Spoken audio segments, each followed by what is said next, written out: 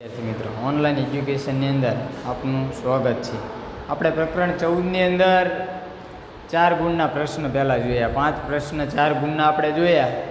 હવે એના પછી 2 ગુણના જે પ્રશ્ન એ પણ આપણે 14મા પાઠમાંથી આપણે 2 ગુણના પ્રશ્ન પણ આપણે પૂછાય છે. તો એની અંદર એવા પ્રશ્ન પૂછાય છે 2 ગુણની અંદર કે તફાવતના બે મુદ્દા આપો. તફાવતના કોઈ પણ બે મુદ્દા આપો. આપણે જે તફાવત વિશે પ્રશ્ન પૂછાય છે તો એની અંદર એવો પહેલો પ્રશ્ન લીધો છે ખડકો અને ખનિજો. બીજો પ્રશ્ન એવો લીધો છે ધાતુમય ખનિજો અને અધાતુમય ખનિજો. તો આ બંને જે પ્રશ્ન છે એના કોઈ પણ બે મુદ્દા એની અંદર 2 ગુણની અંદર લખવાના થાય. કારણ કે તફાવતના જે મુદ્દા છે આપણે 2 ગુણની અંદર પૂછાય છે. તો એની અંદર જોઈએ ખડકો અને ખનિજો. ખડકો અને ખનિજો. તો એની અંદર પહેલાં ખડકોની અંદર આપણે વાત કરીએ કે પહેલું છે એની અંદર કે એક કે તેથી વધુ ખનિજોના બનેલા સંગઠિત પદાર્થને ખડક કહે છે. પહેલો એવી વાત થઈ કે એક કે તેથી વધુ ખનિજોના બનેલા સંગઠિત પદાર્થને ખડક કહે છે. પહેલાં ખડકની વ્યાખ્યા આપી છે કે ખડક કોને કહેવાય. તો એની અંદર છે એક કે તેથી વધુ ખનિજોના બનેલા સંગઠિત પદાર્થને ખડક કહે છે. ખડકો છે કોઈ પણ એની અંદર અન્યનું મિશ્રણ છે. કોઈ પણ એક ભાગ ઉપરથી જે ખડક નથી બની શકતો, પરંતુ એક કે તેથી વધુ ખનિજોનું એની અંદર મિશ્રણ થયેલું હોય તેથી ખડક એ તૈયાર થાય છે. એના પછી જોઈએ ખનિજની અંદર પહેલું કે નિશ્ચિત અણુરચના, અમુક ચોક્કસ રાસાયણિક બંધારણ અને સમાન ગુણધર્મો ધરાવતા ઘન, પ્રવાહી કે વાયુ રૂપ પદાર્થને ખનિજો કહે છે. ફરીથી જોઈએ કે નિશ્ચિત અણુરચના કે નિશ્ચિત ભાગ ઉપર જ જોવા મળતો હોય, બધા ભાગ ઉપર જોવા મળે નહીં, એ નિશ્ચિત એનો ભાગ થયો. બીજું એવું કીધું રાસાયણિક બંધારણ અને સમાન ગુણધર્મ ધરાવતા ઘન, પ્રવાહી કે વાયુ સ્વરૂપે આપણને મળે છે ખનિજો. તો એને આપણે શું કહીશું? ખનિજો. બંનેની વ્યાખ્યા પહેલાં કીધી ખડક અને ખનિજો. એના પછીનો બીજો પોઈન્ટ છે ખડકોની અંદર કે આગ્નેય ખડક, પ્રસ્તેય ખડક અને રૂપાંતરિત ખડકો વગેરે ખડકોના ઉદાહરણો છે. ખડકોના ઉદાહરણ કયા છે?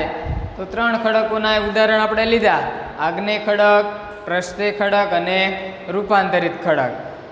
આપણે આની અંદર પણ વાત કરી હતી આગ્નેય ખડકની અંદર ખાસ કરીને ગરમીનું પ્રમાણ વધારે હોય એવા ભાગ ઉપર આગ્નેય ખડકો આપણને જોવા મળે છે.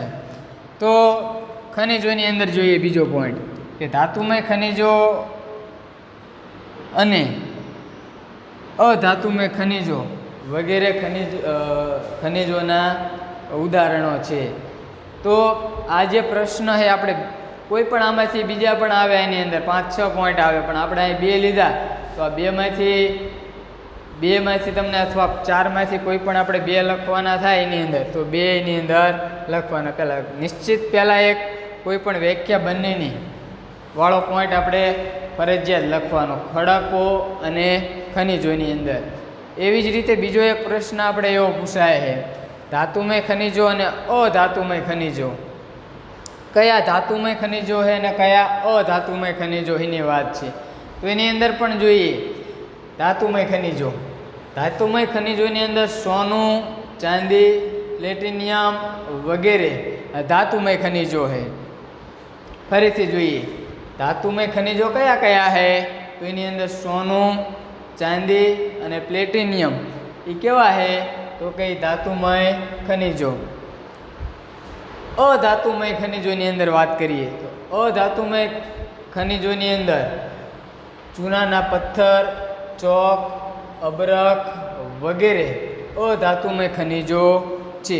તો બંનેના એક ઉદાહરણ લીધા આપણે અહીંયા ધાતુમય અને અધાતુમય. એવી જ રીતે બીજો પોઈન્ટ એની અંદર જોઈએ કે લોખંડ, તાંબુ, સીસુ, જસત વગેરે સામાન્ય ઉપયોગમાં લેવાતા ખનિજો છે. કિંમતી નહીં પરંતુ કેવા કે સામાન્ય ઉપયોગમાં લેવાતા ખનિજો કયા કયા? તો કે લોખંડ, તાંબુ, સીસુ, જસત વગેરે સામાન્ય ઉપયોગમાં લેવાતા ખનિજો છે. પણ સૌથી વધારે કિંમતની અંદર જોઈએ તો આપણે સોનું છે, ચાંદી છે, પ્લેટિનિયમ છે વગેરે જે આ ધાતુમય ખનિજો છે.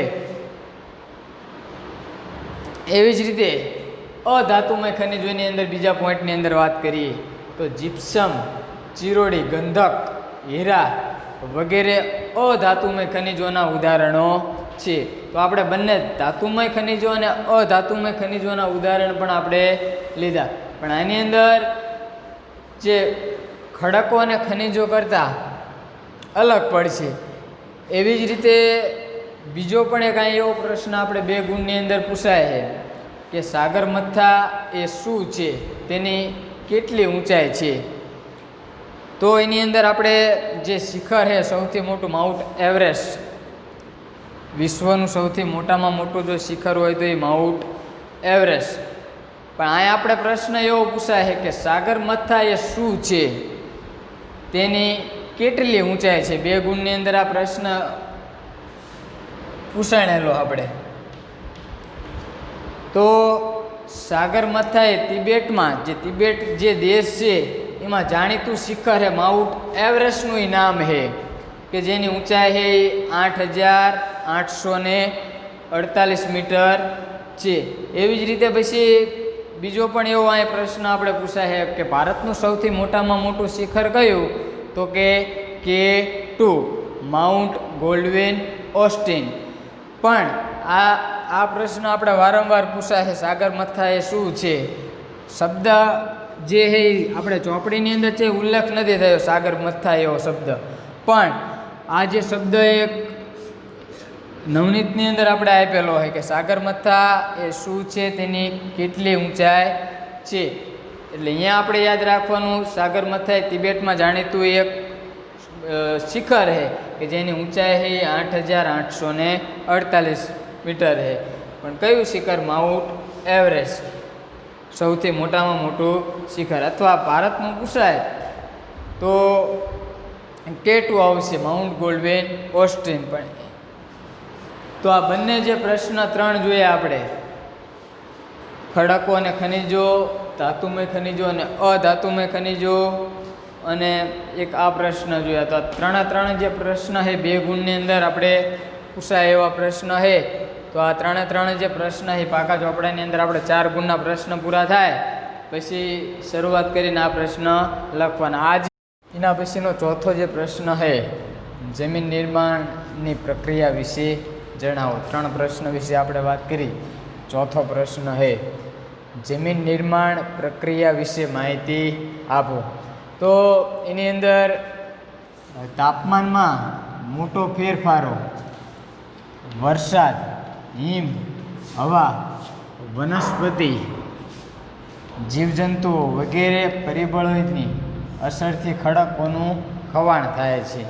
અહીંયા શું વાત કરી કે તાપમાનમાં મોટો ફેરફાર થાય છે.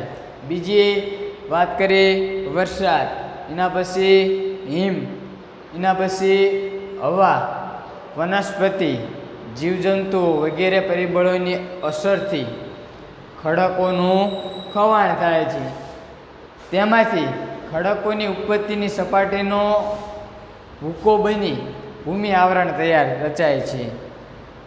તેમાંથી ખડકોના ઉપરની સપાટીનો જે ભૂકો બની અને ભૂમિ આવરણ તૈયાર થાય છે. આનો શું થાય છે? ભૂકો બને છે ખડકોનો. તેમાંથી ખડકોના ટુકડા, કાંકરા, માટી, રજ વગેરે હોય છે જે રેગોલિથ કહે છે. અને તેમાં જૈવિક દ્રવ્યોની હવા અને પાણી ભળીને જમીન તૈયાર થાય. તો જમીન કઈ રીતે તૈયાર થાય? તો એની અંદર બધા તત્વોની આપણે વાત કરી. તાપમાનની અંદર ફેરફાર થાય છે, વરસાદ, હિમ, હવા, વનસ્પતિ, પછી જીવજંતુઓ વગેરે પરિબળોની અસરથી ખડકોનું ખવાણ થાય છે. પહેલાં આપણે એવી વાત કરી. એના પછી તેમાંથી ખડકોની ઉપરની જે સપાટીનો જે ભાગ છે એનો શું બને છે તો કે ભૂકો બને છે, અને એના કારણે શું તૈયાર થાય છે તો કે ભૂમિ આવરણ તૈયાર થાય છે. એથી આપણે વાત કરી કે તેમાં ખડકોના ટુકડા, કાંકરા, માટી, રચ વગેરે હોય છે. આની અંદર શું શું હોય છે તો એની અંદર ટુકડા હોય છે, કાંકરા હોય છે, માટી હોય છે અને રજ હોય છે. એના પછી આપણે એ વાત કરી કે જેમાં જૈવિક દ્રવ્યો હવા અને પાણી સાથે ભળી જાય છે, અને એના કારણે જે જમીન છે એ તૈયાર થાય છે. તો આ બધા જે એની અંદર ખાસ કરીને આ બધા તત્વો છે એની અંદર ભૂમિકા ભજવે છે. એટલે આ પ્રશ્ન પણ આપણે 2 ગુણની અંદર પૂછાય છે કે જમીન નિર્માણ પ્રક્રિયા વિશે જણાવો. એના પછીનો જે પ્રશ્ન છે 5મો, હમણાં આપણે વાત કરી કે ભારતનું સૌથી અથવા સર્વોચ્ચ શિખર કયું છે અને તેની ઊંચાઈ કેટલી છે. હમણાં આપણે હિમાલયનું સૌથી મોટું જે શિખર હતી એની વાત કરી હતી. હવે એના પછી ભારતનું સૌથી મોટામાં મોટું જો શિખર હોય તો એ છે માઉન્ટ ગોલ્ડવિન ઓસ્ટિન K2, કે જેની ઊંચાઈ છે 8611 મીટર છે. આ પણ ગમે એ પૂછાય, હિમાલયનું સૌથી મોટું શિખર પૂછાય તો માઉન્ટ એવરેસ્ટ, અથવા જો ભારતનું સૌથી મોટામાં મોટું શિખર પૂછાય તો K2 માઉન્ટ ગોલ્ડવિન ઓસ્ટિન. તો એની કેટલા મીટર ઊંચાઈ છે તો કે 8611 મીટર. એના પછીનો 6થો પ્રશ્ન છે દક્ષિણ ભારતના ઉચ્ચ પ્રદેશો શેના બનેલા છે અને તે શેનાથી સમૃદ્ધ છે. દક્ષિણનો જે ભાગ છે, દક્ષિણના ભાગ ઉપર જે આપણને ઉચ્ચ પ્રદેશો જોવા મળે છે એ શેના બનેલા છે તો કે ખાસ કરીને જ્વાળામુખી ક્રિયાઓ દ્વારા બનેલા છે. જે દક્ષિણનો આખો જે ભાગ છે એ દક્ષિણના ભાગ ઉપર જે ઉચ્ચ પ્રદેશો જોવા મળે છે એ ઉચ્ચ પ્રદેશો ખાસ કરીને જ્વાળામુખી ક્રિયાઓ દ્વારા બનેલા છે. અને આ જે ભાગો છે એ શેનાથી સમૃદ્ધ છે તો કે ખનિજોથી સમૃદ્ધ છે. કારણ કે એમાં જ્યારે જ્વાળામુખી જ્યારે વિસ્ફોટ થાય છે તો એના કારણે જે લાવારસ એની અંદરથી ઠરે છે, પછી એની અંદર સમય જતાં એમાંથી હીરા પણ બને છે. આપણે એવી આગળ વાત કરી હતી. તો આ પણ પ્રશ્ન આપણે પૂછાયો કે દક્ષિણ ભારતના જે ઉચ્ચ પ્રદેશો શેનાથી બનેલા છે તો શેનાથી બનેલા છે તો એની અંદર આવશે જ્વાળામુખી ક્રિયાઓ દ્વારા. આપણને અહીંયાથી આગળ એવું પૂછ્યું કે તે શેનાથી સમૃદ્ધ છે. દક્ષિણના જે ઉચ્ચ પ્રદેશો શેનાથી સમૃદ્ધ છે તો એની અંદર આવશે ખનિજોથી. કારણ કે દક્ષિણ ભાગની અંદર સૌથી વધારે આપણને ખનિજો મળી આવે છે ઘન પ્રવાહી અથવા વાયુ સ્વરૂપે. તો આ જે 2 ગુણના જે પ્રશ્ન બીજા 3 છે આપણે એ પણ આપણે પાકા ચોપડાની અંદર લખવાના. કુલ 6 પ્રશ્ન 2 ગુણના થયા. એ પણ આપણે 3 પહેલા દિવસે જોયા અને 3 આજે પ્રશ્ન બીજા 3 અત્યારે જોયા એ પણ આપણે પાકા ચોપડાની અંદર લખવાના છે. અસ્તુ. જય ગુરુદેવ.